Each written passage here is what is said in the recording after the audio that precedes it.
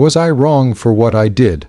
Honestly, I've been replaying it in my head for months, and I still can't decide if I went too far or if I simply gave them exactly what they deserved.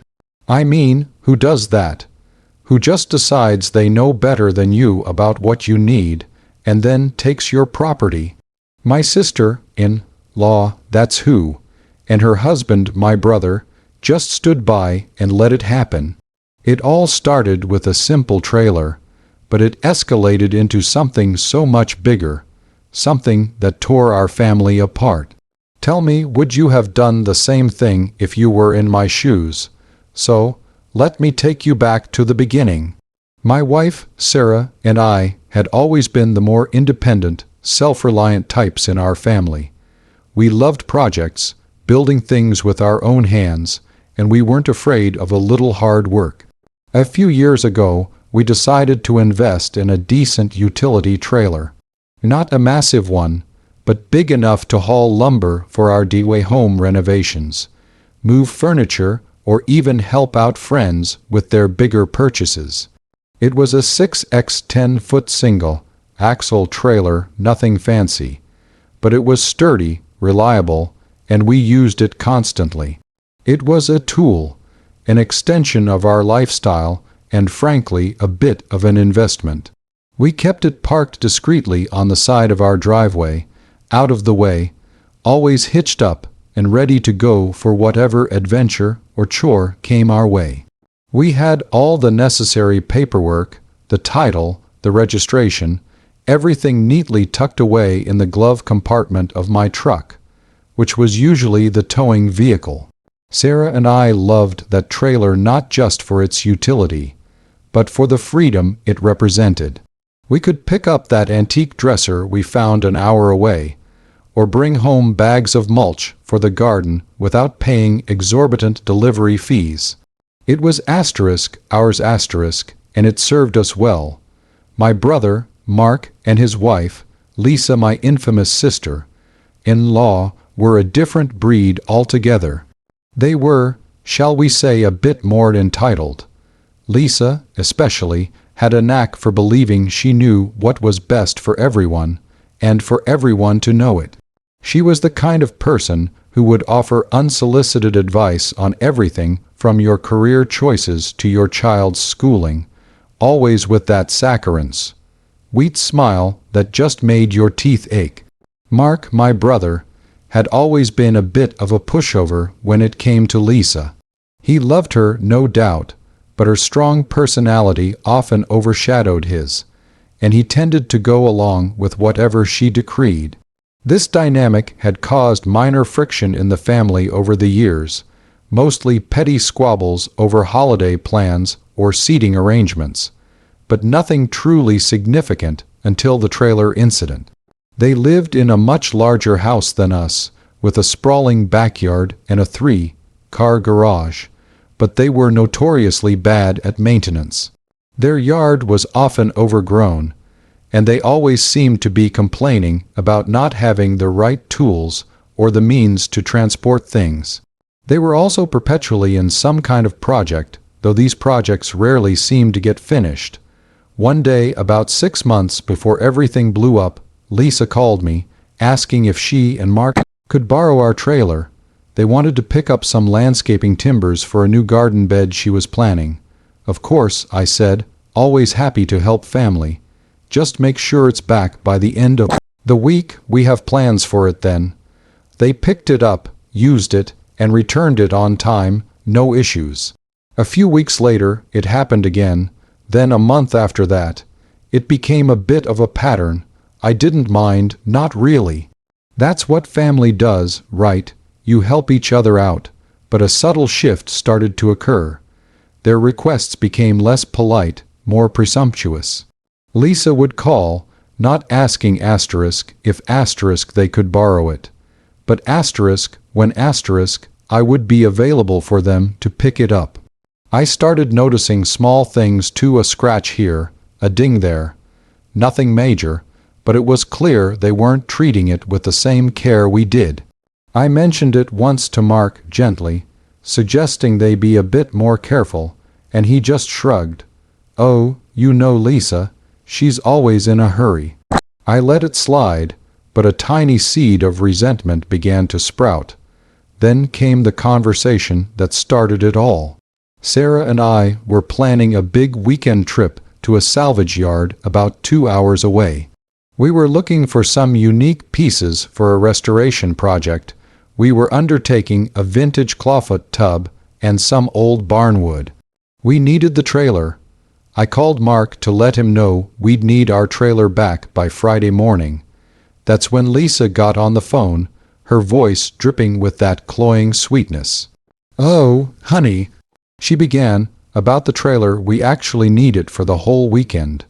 We're picking up a new outdoor sectional, and then we have to take a load of old patio furniture to the dump. It's a really busy weekend for us." I was taken aback. "Lisa, I told you we need it. We've had this trip planned for weeks, and we specifically need the trailer for it." There was a brief silence on her end, then a sigh. "Well, I just don't see why you need it, really. You only use it for those silly little projects. We have a real need for it. You don't need to go all the way to a salvage yard for old junk when you can just buy new things, you know." My jaw practically hit the floor. "Lisa, it's our trailer. We bought it, we maintain it, and we have plans for it." Mark finally chimed in, sounding weak. "Yeah, hon, maybe we should just use a rental for the sectional, or reschedule." "No."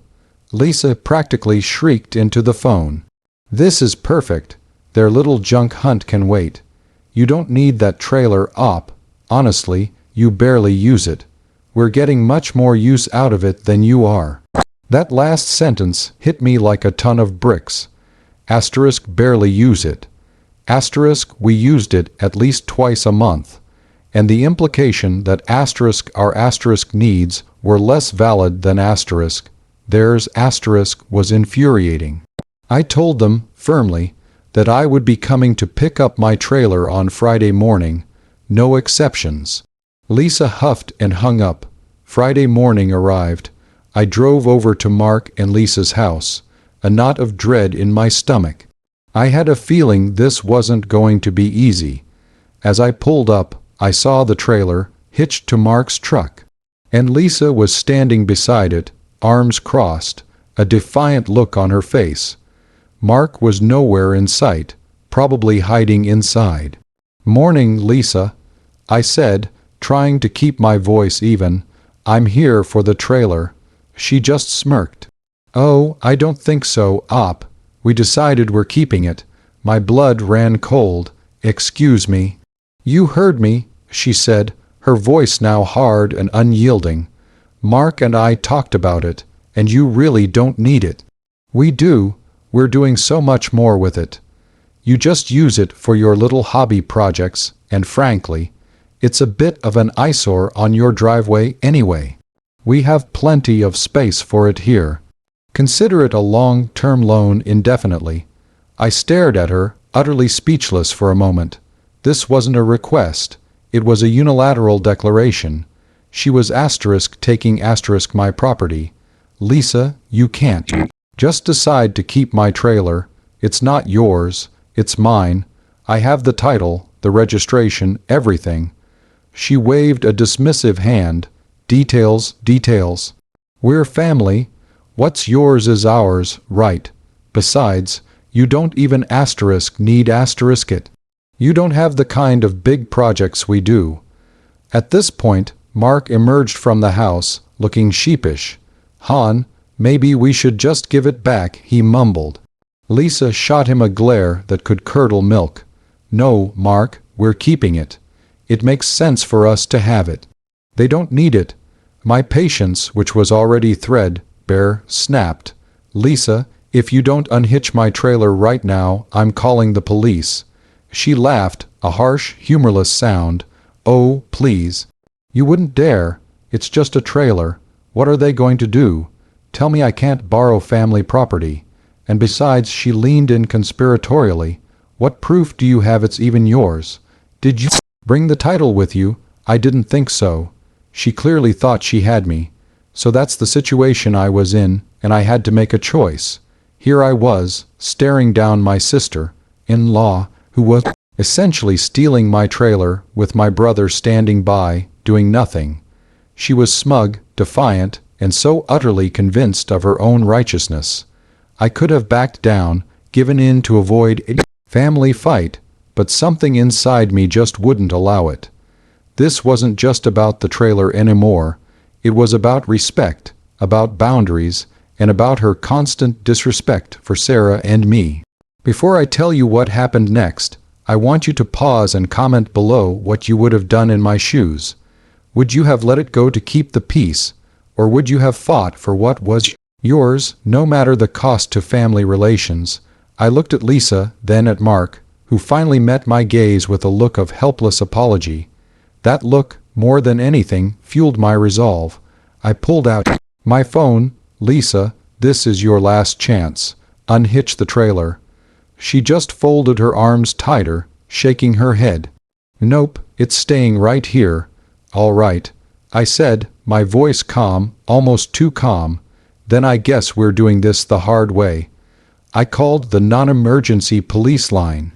While I was explaining the situation, Lisa started scoffing and muttering about how ridiculous I was being, how I was overreacting. Mark just stared at the ground. When the officer arrived about 20 minutes later, Lisa immediately launched into a theatrical performance, explaining how I was being unreasonable, how I was trying to reclaim family property that they were just borrowing indefinitely, because I didn't need it. She even tried to imply that I was being aggressive. The officer, a young, no-nonsense woman, listened patiently, then turned to me. Sir, can you prove ownership of this trailer? Yes, officer, I said, pointing to my truck. The title and registration are in the glove compartment of my truck, the one I usually use to tow it. I'll get them for you. I walked over to my truck, opened the door, and reached into the glove compartment. I pulled out the neatly folded paperwork, the original bill of sale with my name and Sarah's, the official title from the DMV, and the current registration. I handed it all to the officer. She reviewed it carefully, then walked over to the trailer, checking the VIN plate. She compared it to the paperwork, nodding slowly. Then she turned to Lisa, her expression stern. Ma'am, the documentation clearly shows this trailer belongs to him. He has the legal right to take possession of his property. Lisa's face went from smug to outraged in an instant. But he doesn't need it. We do. He just uses it for junk. The officer cut her off. Ma'am, whether he needs it or not is irrelevant. It is his property. You are not authorized to keep it. You need to unhitch it now, or I will have to consider this a theft. Lisa sputtered, looking wildly at Mark, who had gone even paler. Mark, tell her we need it. Mark finally found his voice, though it was barely a whisper. Lisa, she's right. It's his trailer.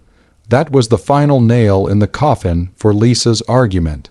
Seeing that she was losing, and probably terrified of a theft charge, she finally, begrudgingly, started to unhitch the trailer from Mark's truck. Her movements were jerky, angry. She glared at me the entire time, her eyes spitting venom. As she struggled with the hitch, I walked over to my truck. The officer watched the entire interaction, making sure there were no further theatrics. Once the trailer was free, I backed my truck up, hitched it on, and locked it securely. I thanked the officer, who gave me a sympathetic nod. As I started to pull away, Lisa screamed, "You'll regret this, Op. You just ruined our family." I didn't look back. The aftermath was exactly what you'd expect. Lisa immediately called everyone in the family, spinning a wild tale about how I had called the police on her over a misunderstanding, about a borrowed trailer, how I was being vindictive and selfish, and how I had destroyed family bonds.